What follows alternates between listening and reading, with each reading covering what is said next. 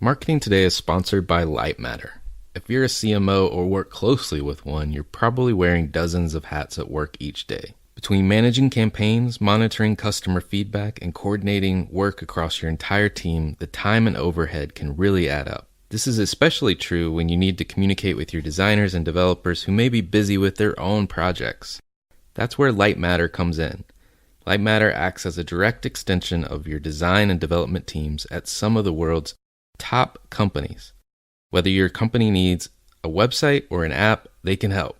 Companies like the New York Times, Bloomberg, McCann, and dozens of others have already chosen to trust them. Check them out at lightmatter.com. That's lightmatter.com. And tell them Alan sent you. For all of us, it's about predicting where the consumer is going and getting half of it right. One of the things we want to do is create ads that don't suck. Embracing change creates great possibility. I'm Alan Hart, and this is Marketing Today. Today on the show, I've got Penny Wilson, Chief Marketing Officer at Hootsuite. Penny's been in her role at CMO for just about 3 years, maybe a little over 3 years at this point. And Hootsuite, if you guys don't know, I think most people would, is a social media software company. So they integrate all of your identities, help you manage campaigns, report analytics, and the like. But Penny started her career, she actually was a computer science undergrad, spent a number of years in technology operations, into GM roles, and then into marketing roles at a number of companies you would know, from Macromedia to Hootsuite to Merrill Lynch way back in the day. And so today on the show, we talk a little bit about Hootsuite's growth, going from 10 million users to 18 million users over the last little bit, and how the expansion of use of social media inside companies is really driving some of that growth. I hope you enjoy this conversation with Penny Wilson. Well, Penny, welcome to the show. Thank you. Excited to be here. And I know you're in Vancouver, which I think this might be the longest virtual recording. No, I take that back. There's been somebody in Australia, but it's a pretty long one. It's a part of the Commonwealth. Yes. So, well, let's start. Where did you start your career, and what's been your path to become CMO at Hootsuite? Yeah, my career started in an interesting way. So I came out of college with a degree in computer science and business. So I spent the first 10 years in finance, both on Bay Street here in Toronto and on Wall Street in New York City. And I was really driving a lot of the, from an IT perspective, driving a lot of exciting projects in automation in the finance industry. During that time, things were still done on 5-part paper, and really becoming a trader that could trade within milliseconds was the leading competitive advantage. So it was an interesting way to start my career. And then I was attracted to a company out of Toronto. It was in 3D computer graphics. And it was sort of like, do you want to sell stocks and bonds for the rest of your life, or do you want to change the world? And so I chose an opportunity to try to turn a failing computer graphics company around. And that's how I started to transition into more general management, I ran the whole customer experience side there, and then I became the president. And I ran marketing, and then my career in marketing evolved from there. And I think because I had all of that data background and understood data science so well, it was also at a transitional period of the introduction of the internet and other things that made data and marketing come together so significantly. It's fascinating. And the fact that you are a computer science, or at least computer science degree in the past, how has that influenced you as a marketer? Well, I think I look at the data. I am very data driven as a marketer. So I look for tying whatever I do to the results that I can drive. And so, yeah, I think that's probably the primary thing. I understand data. I understand the importance of data. I understand looking at data for trends. I understand how it can really differentiate you as a brand as well. Nice. Well, and you transitioned from kind of an IT operational, if you will, background into marketing and GM roles, like you described. How difficult or what was that transition like? Was it difficult, or was it just kind of natural? I think it was really natural when I think about it now. I having been a data scientist in IT, looking at customer information all the time or customer behavior, etc., and then utilizing that understanding in every role that I've ever played. And so I feel that as a marketer, I'm very customer first and listening to customers. And I often tell the story about, at Alias, how much listening to your customers can really drive, your whole business forward. It's not just a marketing exercise. Obviously, it's something that the whole organization needs to be encompassed with. And that's why social makes it exciting, because everybody in the company can be involved. But in the 3D computer graphics time, at the beginning of computer games and 3D in films, etc. If I don't know if you remember, but nobody could make digital hair. So when you first started playing computer games, all the muscles and the skin looked really real, but the hair would stay still on top of the head.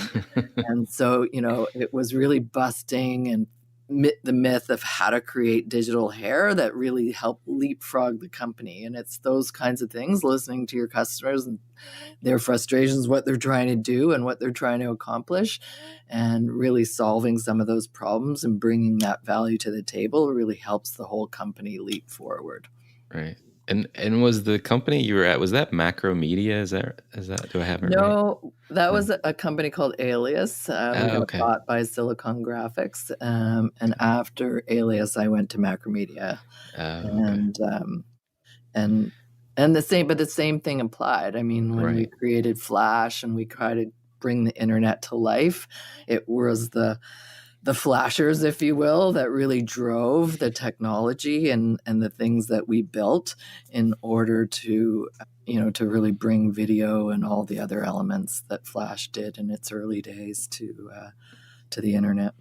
One of my first corporate jobs was actually creating computer-based training on Macromedia products. So, Ah, yeah. awesome. And then I transitioned to marketing from there, but it was a long time ago, but I remember the products pretty well.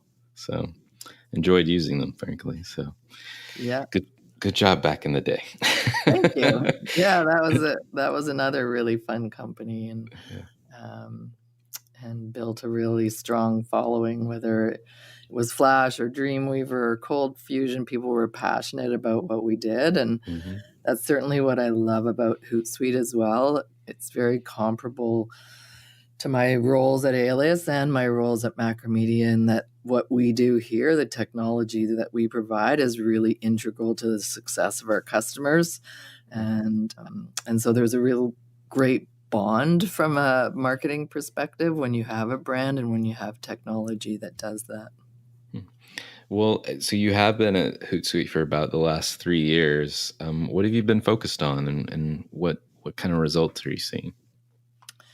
Yeah, so I guess on that same theme, I've been focused on our customers, helping make them successful, whether that's by providing some of the best education in the industry, tools, helping them build value.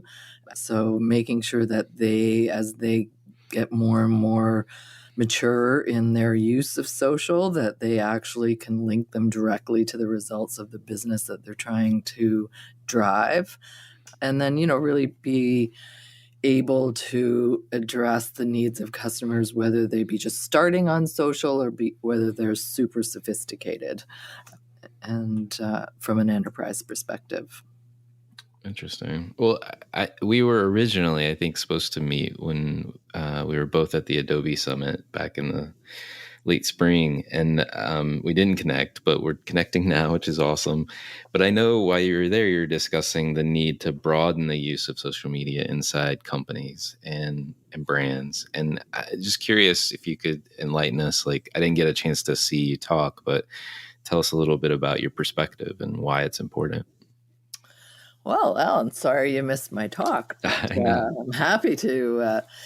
A portion of my talk was about the massive opportunity, really, for marketers, because we are the first department typically to champion social. So we have this really incredible opportunity to lead the expansion even further.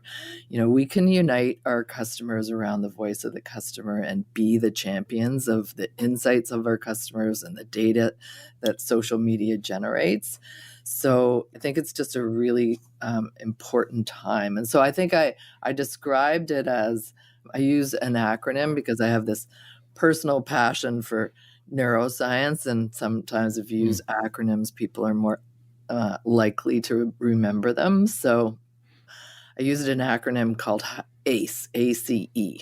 So the A stands for advocacy. So the C stands for putting customers at the center of everything you do. And then the E stands for building an ecosystem so that you can really use the information effectively. So from an advocacy side, social media is really an effective way to rally your entire team around your story, with all of your employee advocates. And often organizations overlook their employees as a serious competitive advantage. I referenced Edelman's 2019 Trust Barometer. I don't know if you read that document. It's very interesting. Talk about employees now as the most incredible source of information about a company.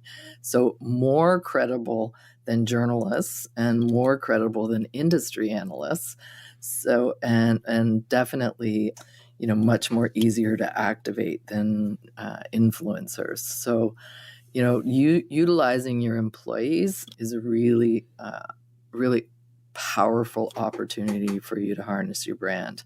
And so I gave some really great examples of customers that are doing that. And then I talked about C being putting customers at the center of everything that you do, because oftentimes I think that companies lose the plot when it comes to social media. We get really excited as marketers. There's some kind of new content and things go viral. But really, customers have very practical reasons for giving us their attention on social. They have a moment of need, so they want customer service is typically ranked as the number one reason that they want to talk with a company, and they want to learn more about our products or products that interest them, or they want to learn more about us. What is our purpose as a company? And so, but on social, most brands, we just try to talk to them. So, we primarily use social media for brand awareness, which is generally a very worthy goal, but you kind of miss the opportunity to make that direct connection with your customers via whether it's your sales channels or your support channels.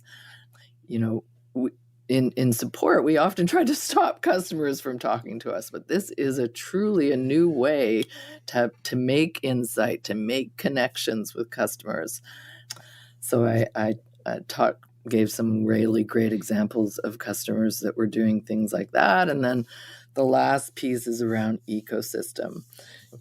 I think, our customers are the warm and fuzzy part of building a brand, but the other side of it is the data that social can really provide. So, and it's really provides both what I would call IQ data and EQ data. So I don't think there's any other place that you can really get an emotional understanding of your customers better than you can on social.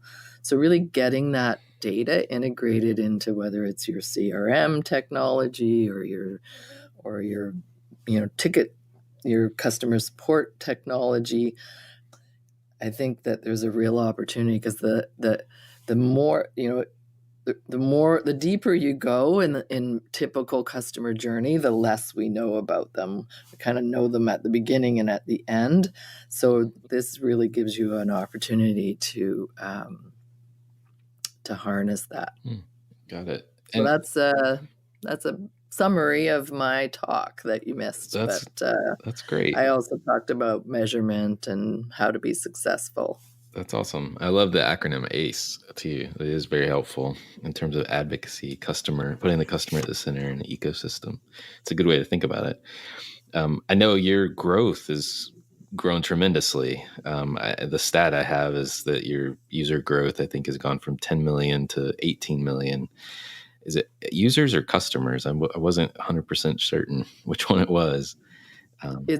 It's users. Users. And so is this expansion of use of social media or within an organization, is that what's driving that? I mean, it's almost a doubling almost of growth. Yeah, I think that I think 3.5 billion people now are using social, and so it's almost a must for most organizations. And Hootsuite gives you an opportunity to sort of start and then carry it into a much more sophisticated relationship. So it's not just companies, but it's all organizations. It's all governments with their constituents. It's all universities and schools with their students. So that, I think that it's just becoming a more predominant channel. If you have kids today, my kids don't use a telephone. Right. They don't really use email. So I just think that more and more of the conversation is moving to social.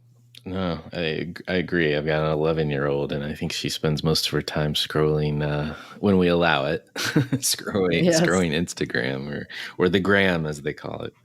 So there's been in digital marketing in particular, I think in the last few years in particular, there's been a lot of negative things going on, from the key case of Cambridge Analytica around the election. To continued kind of privacy issues, mainly around Facebook, I think, in the current time, but Google's in there too.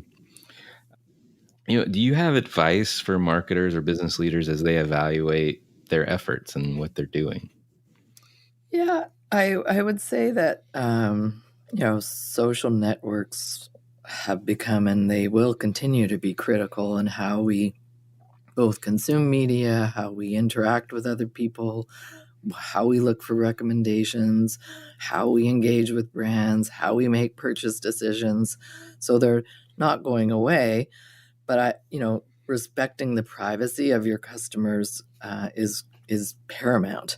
Obviously, at Hootsuite, it's very important to us, and we have developed very robust policies. But I think more and more of marketing will definitely become permission driven, particularly as organizations or as people in social media move more and more to private channels, that we will be having to ask permission to speak or to communicate with a customer.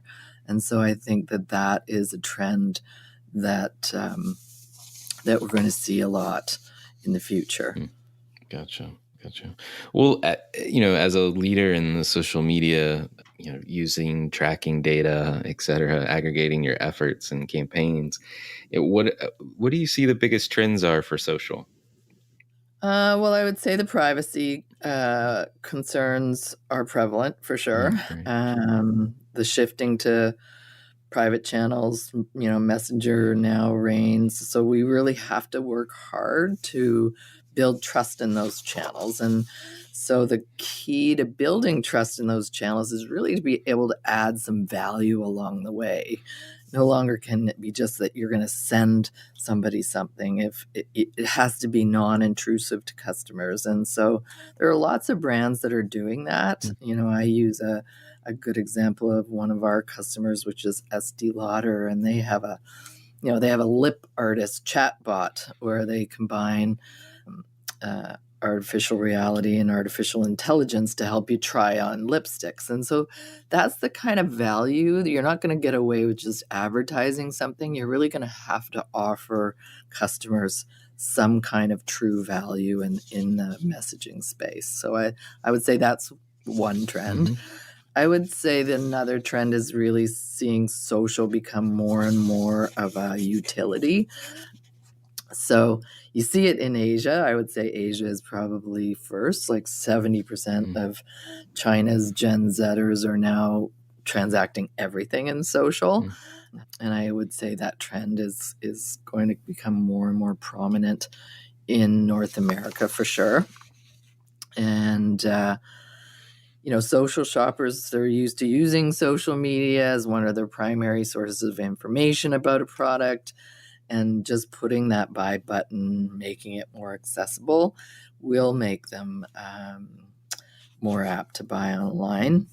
And then I guess the last part would be really seeing, a good example of social shopping. I love this example because it's Gucci, and they use Instagram to huge success, so much so that they have convinced the global investment bank UBS to recommend to investors that their Instagram is a new metric when following luxury stocks, which I think is amazing.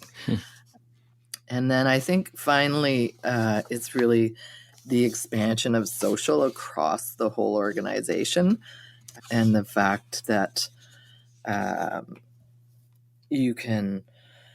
that customer support is going to be an important channel for social, that social selling is becoming more prominent, that if you really want to attract talent now, you need social.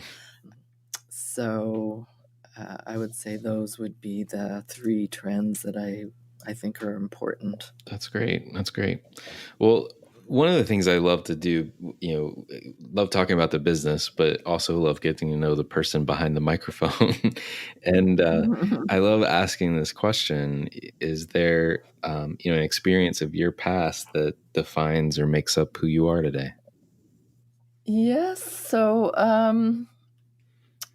I would say there's lots of experiences. Obviously, I think in my career, the experience of combining data with marketing has always been a big one. I have a personal passion for neuroscience.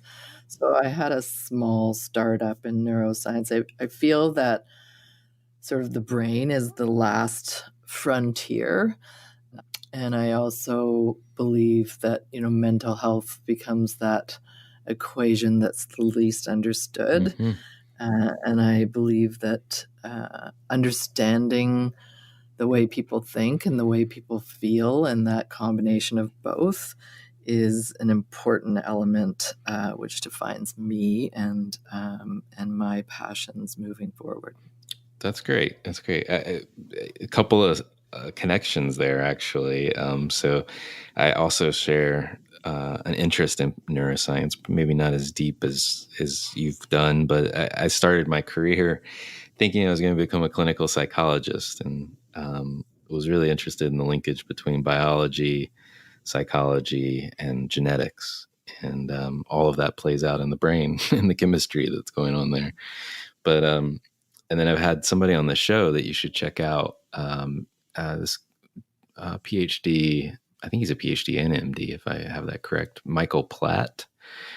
He's out of University of Pennsylvania. He's got like 3 appointments. I think he's got an appointment in the Wharton Business School, in the med school, and then like the psychology department, I believe. But he's doing some really interesting neuroscience studies on the connection to marketing and how people feel about brands and things like that. So it's pretty interesting. But I will check him out. yeah, Thank you. Yeah, it was fascinating research what he's been doing. I know some of it hasn't been published yet, but he was sharing a little bit about it.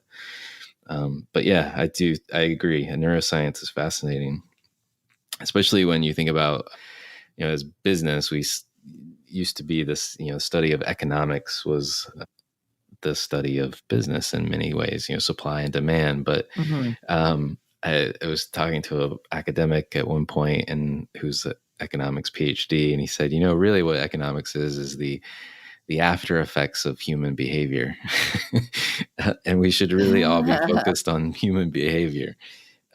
So I think neuroscience is right there at the crux of that. So interesting. Yeah. Well, And yeah. and I think that the more and more marketing and communication is all about the individual, Mhm. less about the crowd. So in the age of the individual, I think it's just a really important thing to understand. Yeah, for sure, for sure. Well, if you were starting all over again, what advice would you give to your younger self? Well, I guess, I always reflect on what the best advice I'd ever received. I remember early in my career, I was always afraid to fail at something. But I used to, call up my dad and say, "Oh my gosh, Dad, I messed this up," and I think that it's probably the best lesson from him is really to kind of look at what you learned and be much more reflective of the silver lining, because making mistakes is probably the most important part of your career, Hmm. because it is the place that you will literally learn the most, and taking risks is really the best way to propel yourself forward. Hmm. I like that. I like that sentiment. Well, what fuels you? What keeps you going today? I guess probably my family fuels me, my friends, my children, my puppies, uh, the fact that I believe I live in the most beautiful place in the world where I can hike in a forest any day. But I think it's that in combination with loving what you do. And I love my work. I love the people that I work with. I love my customers. I love seeing people be successful and creating value. So that's what really fuels me every day, is keeping those two things in balance. I like it. I like it. I tend to think marketers are kind of students of what's going on around them. And, you mentioned some customers and what they're doing already, but I'm curious, as you sit at Hootsuite and you're thinking about marketing, are there any other brands or companies that you follow or you take notice of, and or you think other people should be watching for what they're doing? So I mean, I follow a lot of my own customer brands, just, so the ways that I can be supportive of Yeah. that. Things that I guess I would say I follow. I'm a bit of a TED Talk junkie. I follow people like Brene Brown, um, on that from a leadership perspective. I follow a lot of mental health things. I guess you follow what you love, and obviously, I follow my competition. I follow what the press is saying. I follow what my customers are saying. And, that's one of the beautiful things about social is every day I can look at my dashboard and I can see generally what's going on. Interesting. Well, I'm curious. You mentioned, because we were talking about mental health a little bit earlier. Is there? I my family's had mental health in its family since I can remember, and so I've come across this organization. I don't know if you know them. They used to be called NARSAD, but now they're called, I think, Brain and Behavioral Science Foundation or something like that. But they're one of the largest funders of mental health research, brain and behavior research. And I don't know if there's any causes or organizations. We just ended May, which is Mental Health Month, at least here in the U.S. Are there any organizations you say people should check out? Well, yeah, I follow mostly my local. Yeah. Bell Canada does a big initiative here in Canada around mental health. It's called Bell Let's Talk. It's very oriented to young people. So I would say probably from a local perspective, that's one of the bigger ones here in Canada. Nice. Good. Well, last question for you. I'm curious, what do you see the future of marketing looking like? So I think the future of marketing will become increasingly personalized and increasingly personalized in an increasingly private world, which will make it a challenge. I think from marketing, the panacea is to be able to measure the outcome of your activities to your business results. But I think it's important for marketing to be able to look at their outcome both based on business results, whether you're trying to drive revenue or decrease costs or mitigate risks or track leads or time to resolution, all of those things. But I think it's equally as important to be able to measure your outcomes of marketing from your customer perspective, because those things don't mean that much to your customer, but it's whether you're inspiring them, whether you're helping them decide, whether you're showing them you care or connecting them with the community. So make sure that you have a good, healthy balance between business outcomes and customer outcomes. I like that a lot. That's awesome. That's great advice. And your initial opening statement, an increasingly personalized and an increasingly private world, I think that sums up a great marketing challenge for us to figure out as we go forward. Yeah. So, well, Penny, thank you so much for coming on the show today. Hey, Alan, it was great. Thank you. Thank you for inviting me. Hi, it's Alan again. Marketing Today was created and produced by me, with writing and editing by Kevin Greeley, social media support by Megan Woods, art and graphic design by Sarah Dell. If you're new to Marketing Today, please feel free to write us a review on iTunes or your favorite listening platform. Don't forget to subscribe and tell your friends and colleagues about the show. I love to hear from listeners, and you can contact me at marketingtodaypodcast.com. There you'll also find complete show notes with links to anything we talk about on any episode. You can also search our archives. I'm Alan Hart, and this is Marketing Today.